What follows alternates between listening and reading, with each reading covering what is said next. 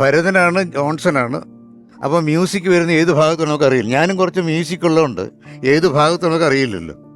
മാത്രമല്ല കാക്കനാടിൻ്റെ സബ്ജക്റ്റും. സൂര്യൻ ഉദിച്ചേ പറ്റുള്ളൂ. സൂര്യൻ ഉദിച്ചില്ലെങ്കിൽ അതിനൊക്കെ കുഴപ്പം. അപ്പോൾ ഞാൻ ആലോചിച്ചു, ജോൺസന് വല്ലതും തോന്നുന്നുണ്ടോ എന്ന്. അപ്പോൾ ഭരതൻ്റെ ഡയലോഗാണ്, അവനല്ല ഞാനാ ഡയറക്ടർ. First dialogue. നേരത്തെ ആരോ പറഞ്ഞല്ലോ, ഞാനാണ് ഡയറക്ടർ, എനിക്കാണ് തോന്നുന്നുണ്ടെന്ന്, അവനല്ല എന്ന്. മറ്റേയാൾ കുറച്ചുകൂടെ, ജോൺസൺ ഇങ്ങനെ വിഷമിച്ചിരിക്കുക, ആകെപ്പാടെ തെറ്റ് കാണിച്ച് വന്നിരിക്കുക, ദേവരായ മാഷ് ഇങ്ങനെ ഇരിക്കുകയാണ്. അപ്പോൾ ഇയാൾ പറഞ്ഞു, എടാ നീ മറ്റേ ആ സൂര്യൻ ഉദിച്ച പോലല്ല, അത് കുറച്ച് ലാഘവത്തിലാണ് ഉദിച്ചത്, കുറച്ച് ലാഘവത്തിലാണ് ഉദിച്ചത്, സ്പീഡിൽ ഉദിക്കണം സൂര്യൻ.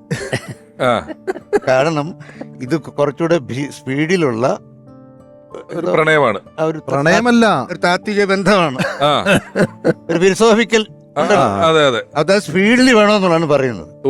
നമ്മുടെ സംസ്കാരം വേണമല്ലോ. അപ്പൊ അതുകൊണ്ട് ഞാൻ ആ വാക്കുകൾ ഉപയോഗിക്കുന്നത്.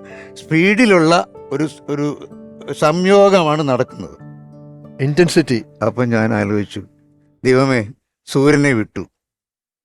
അപ്പം എനിക്ക് പെട്ടെന്ന് മനസ്സിൽ തോന്നി, കുറുനിരകൾ, പിന്നെ സ്പീഡിനെ സെക്സുമായിട്ട് ബന്ധപ്പെട്ട ഇമേജറി, മഴ.